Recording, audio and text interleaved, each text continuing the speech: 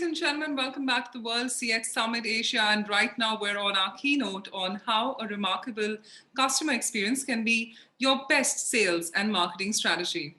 Well, we're joined by Dan Gingiss, the Chief Experience Officer, the Experience Maker, United States of America. Well, Dan, for more than 20 years, has led marketing teams in nearly every marketing channel from direct mail to email to social media. He's somebody who's also served in multiple customer service and customer experience leadership roles.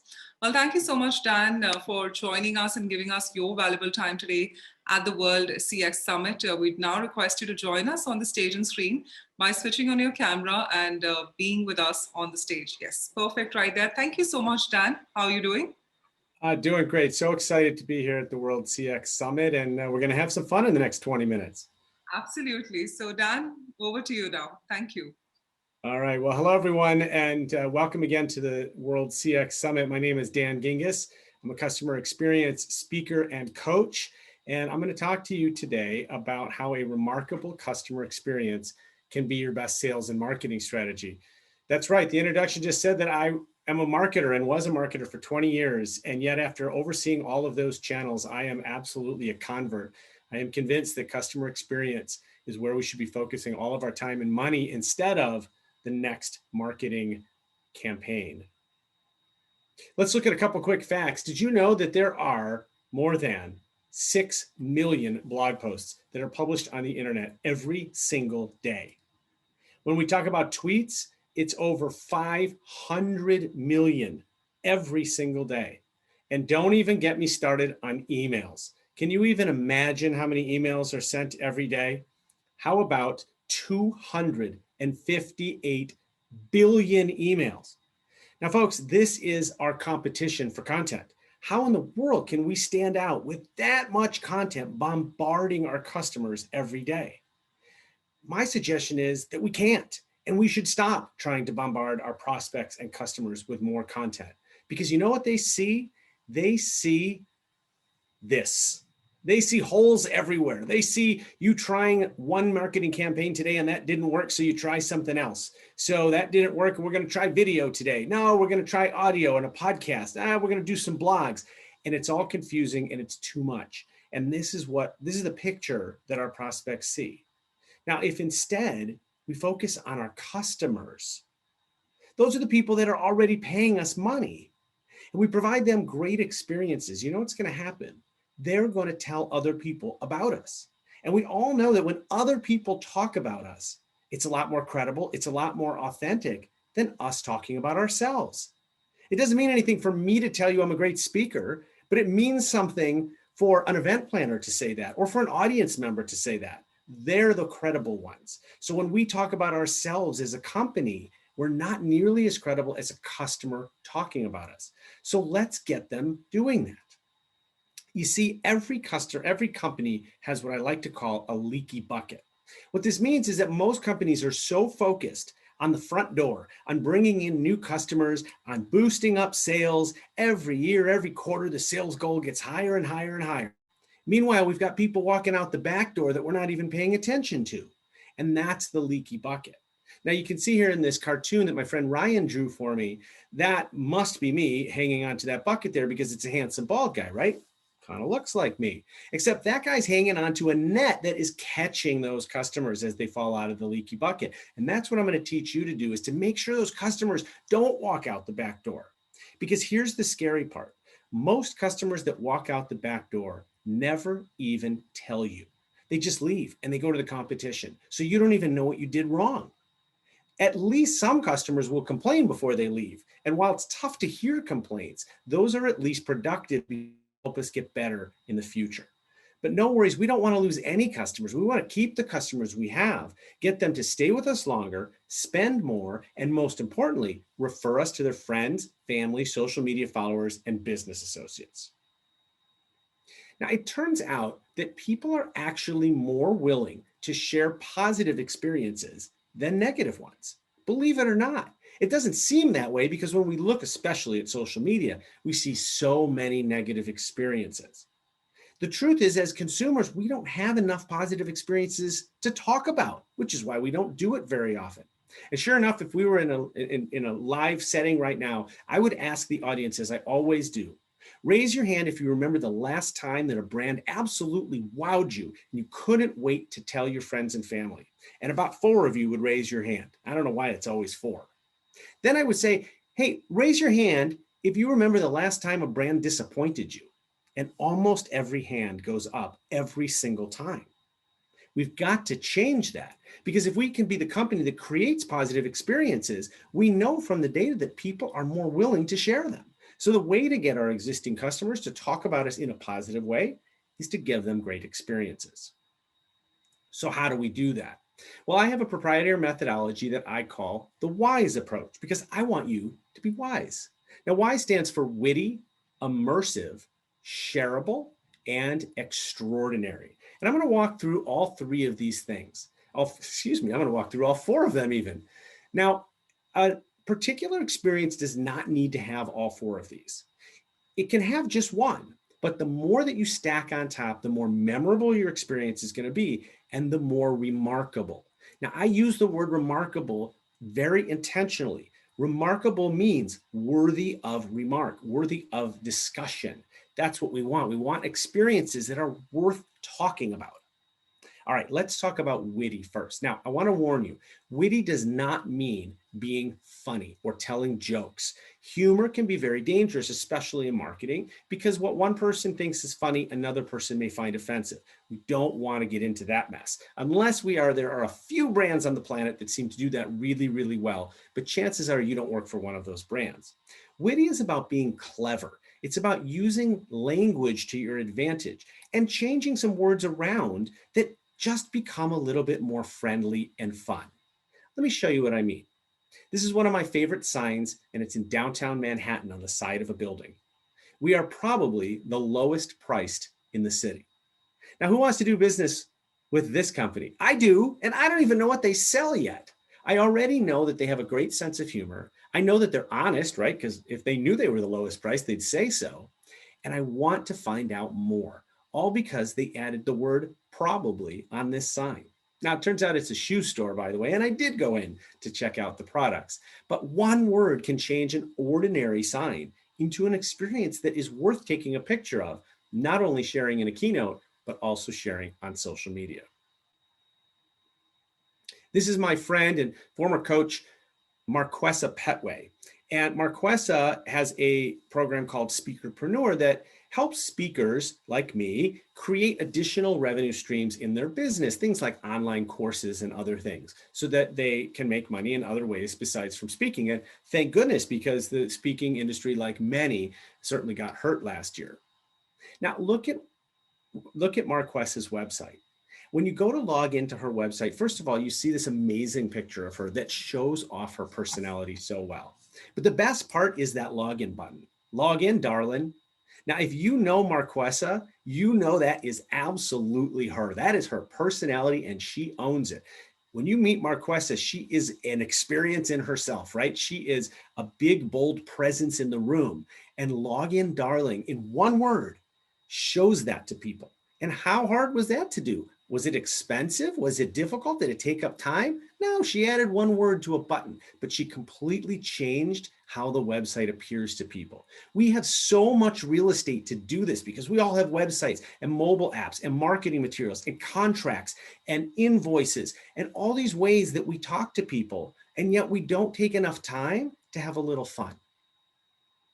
You can even do this with legal language.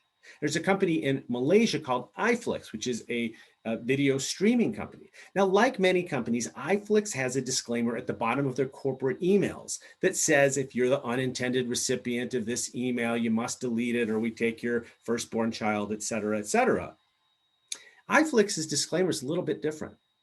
The first 3 words of the disclaimer are covering our butts. Now, I don't know about you, but when I see a disclaimer that says covering our butts, I want to read it. And read it I did. And you know what? This is like the love child of a marketer and a lawyer getting together and creating a really fun disclaimer. And here's the best part. When the lawyers write all this legal stuff, They want people to read it. That's why it's there. We want our customers to understand what they're getting themselves into when they're buying products and services from us. But it doesn't mean that it has to be boring. We can have fun even with legal language and show off the personality of our brand. Okay, so we've learned how, oh, one more, excuse me. A UK company called ASOS, it's a clothing company, made a little bit of a mistake on one of their bags that holds some of their clothing. As you can see, there was a typo. Now, I would argue that most companies would have not even noticed this typo, and the ones that did would have absolutely thrown the bags away. But not ASOS. They decided to tweet about the little mistake, saying that they may have printed 17,000 bags with a typo, and they're calling it a limited edition. Look at the number of retweets and likes that this got. Over 8,500 retweets and just under 50,000 likes, all because ASOS was willing to be a little bit self-deprecating, a little bit fun, and a little bit witty. And I guarantee you that a lot of those people that retweeted and liked and saw this post didn't know about ASOS before, but now they've formed an opinion about this company that it's going to be a fun company to work with. Okay, let's talk about being immersive. Now, immersive has two components. The first is that you want to create experiences that people really feel deeply, and the other is that you want to create experiences that are consistent. There's nothing worse than starting off with a great experience. Say you meet a salesperson that you really like, and they convince you to buy something because you just really like the guy and you trust the guy, and then you buy it. And then the very next thing happens is he says, well, see you later. I'm out of here to my next sale. I'm going to hand you over to this customer success team. That doesn't feel very good. That's not a consistent, smooth experience. So immersive is about keeping that high, exciting, positive experience throughout. Let me show you what I mean. Wuguan Books is in Taiwan. It does not have any lights in the store other than little tiny lights over each book, making it look like the books float on the bookshelves. To me, it looks like something out of the Harry Potter movies.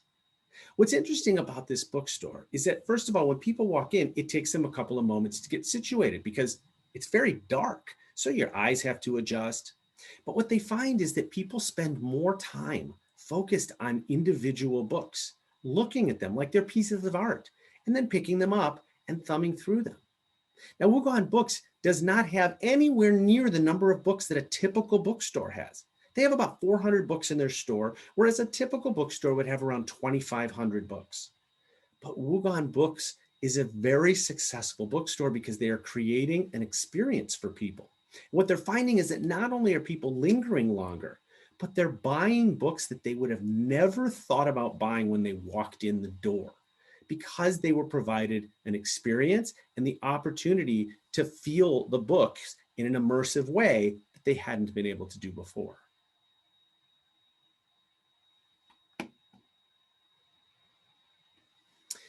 Banco Dental is a client of mine, and it is a dental supplies and equipment distributor. So it sells to dentists. Now, one of the things that dentists often have to do is either build a new office or redesign an existing office because they get old, their equipment gets old, sometimes the paint on the wall is peeling. And Banco helps dentists do this by completely redesigning a dental office. And then literally the company sells everything from the $100,000 x-ray machine all the way down to the box of exam gloves on the counter. So one of the things that they set up in their home office is a tour that has 25 different dental operatories, all of which look extremely different, as you can see from the three pictures here. Everyone has different walls, different flooring, different lighting, different equipment, different furniture, different supplies, different colors. They're all unique. And they invite dentists to come and sit in the dentist chairs and use this real equipment to try it out, to see how it feels, so that they're not making a decision in a vacuum. Now, here's the best part. The dentists that Banco Dental brings to this experience, they fly them in. They call it a VIP tour. They pay for the flight, they pay for the hotel, and they pay for the tour. These aren't even their customers yet.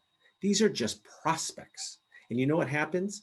Over 75% of them decide to redesign their office with Banco Dental, buying not only the design services, but everything in the office. So that's because Banco provided them with an immersive experience that they could really feel. Think about, compare that to thumbing through a catalog where you're looking at different equipment and trying to figure out which one's going to fit in your space. Okay, another brand that I absolutely love is called Sipsmith Gin. It's based out of the UK. Now, Sipsmith realized that the typical experience of an alcohol tasting, of a liquor tasting that might happen in a grocery store or a liquor store was really pretty bad. Most of the time, they hand you a tiny little plastic cup, they fill a little liquid in, and they say, okay, go ahead and drink it. But the problem is for those of us that have been out of college or university for more than a few years, that's not exactly how we drink anymore. We're a little bit more sophisticated than that. And Sipsmith understood that. So at a pop-up tasting tent in Chicago, they brought a real live bartender. And I know that picture looks like a postcard, but that was taken with my camera. Here, he's dressed to the nines. He's got bottles of Sipsmith. And the first question that he asks after welcoming you is, what kind of tonic would you like with your gin? Now, I got to be honest, I was a bartender in my previous life. I did not know that there were different kinds of tonic. So I learned about citrus tonic and Mediterranean tonic and Indian tonic. And I learned about all the flavor profiles, and I chose a tonic. He then sent me over to the garnish bar. Now, anybody that's ever had a gin and tonic knows that it almost always comes with just a lime. But the garnish bar had 16 different items that you could choose from in any combination. Lemons, limes, dried strawberries, rose petals, peppercorn, all sorts of flavors. Now, I've done the math for you. Between the choices of the tonic and the garnishes, there were over 1 billion combinations of gin and tonics that you could create in this little pop-up experience. The best part was the last station they sent you to. You got to take a little name tag and name your drink. And then they gave you the tiniest little clothespin to put on the side of your drink and tell everybody about the name of your drink. Can anybody guess what happened next? If you guessed that every single person took out their phone and took a picture of their drink and shared it on social media, you're correct, because they provided an immersive experience that really got people to feel the brand, to taste the product in a way that frankly was much more realistic than just a little plastic cup and shooting gin by itself. And they got people to personalize it. And absolutely, people loved it. Okay, we've been witty and we've been immersive. Now let's learn how to be shareable. Shareable, of course, means that we want people to talk about us on social media, but it also can mean in real life. Our friends, our family, our coworkers, we want people talking about our company. So how do we do that? PunkPost is a wonderful company that allows you to go onto their mobile app or website and create a card for somebody. Now you pick from pre-made fronts, and then you type in what you want to say. Dear World CX Forum, thank you so much for having me at the event. I really enjoyed myself. I really appreciate you bringing me in as a keynote speaker, and I hope that the presentation met or exceeded all of your expectations from Dan. Then PunkPost hires an artist to hand draw the card and to hand address it. And these are real cards here. Look at how beautiful they are. And what happens is when people receive these cards, they hang them up in their office. They put them on their bulletin boards. They keep them as almost pieces of art. Now, when's the last time that somebody did that when you sent a thank you email? Probably never. The best part is the cost of a PunkPost card is about the same as going to the store, buying a greeting card, putting it in an envelope, putting a stamp on it, and mailing it yourself. But it's so shareable. When I worked for Discover Card, which is a credit card company in the United States, we did a campaign that was incredibly successful. For new customers, after they were on the books for 90 days, we sent them a $5 Starbucks gift card. There was no sales pitch. We were not asking for anything. We just said, we're glad you're a customer. Enjoy a $5 treat on us. Now, I convinced the team to also add a little hashtag at the bottom, hashtag DiscoverJoy. Now, the first thing that happened, I kind of knew was going to happen, but certainly the company was really excited. Everybody shared and shared and shared and shared their gift cards on social media, and they used the hashtag and they tagged Discover. But then something happened that I have to tell you, I didn't know this was going to happen. People took their gift cards to Starbucks. They bought their drink and they started sharing pictures of their drinks and thanking Discover again for the gift card, which means that days or weeks later, when they actually used the gift card that we gave them, they still remembered us and they still talked about it.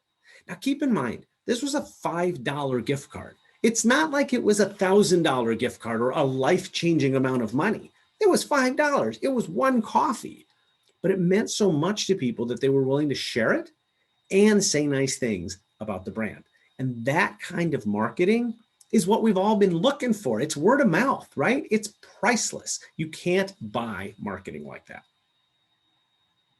Okay, I've taught you how to be witty, immersive, and shareable. Now we're going to talk about extraordinary to finish up. Now, extraordinary sometimes scares people because they think, uh-oh, this is when it's going to become expensive. Do not worry, because extraordinary, the definition of it, is just a bit better than ordinary.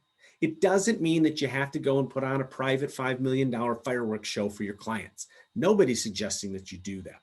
It's about being a little bit better than ordinary. Because after all, we talked about how people share positive and negative experiences. Do you know what they don't share? Ordinary experiences. Let me tell you about this perfectly average restaurant I went to last night. Said nobody ever. So we have to be better than ordinary in order to get people to share.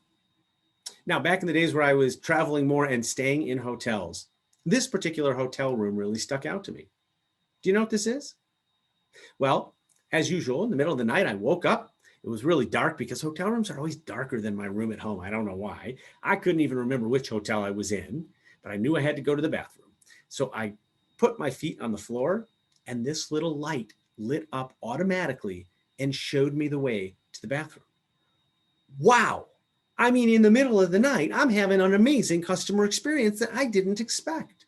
So being this customer experience guy that I am, I had to get down on hands and knees to take this picture. And I figured out that that little light is like a stick-on light that probably cost 50 cents to $1 at the most.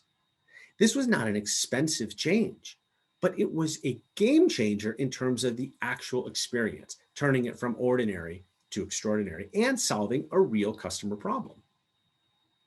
Okay, I'm sorry that we have a little bathroom humor tonight, but I had to share this picture with you because this is a real urinal in San Diego on the USS Midway warship. Now, you might notice that there's a soccer goal at the bottom of it. And I know this is a family conference, so we're not going to get too specific here. You're going to have to use your imagination. But suffice it to say, that soccer ball is hanging on a string, and it moves when you... Okay, I don't think I have to say anymore. But what I will say is that if somebody can make an experience out of a urinal, there is no excuse for you not to make an experience in your business.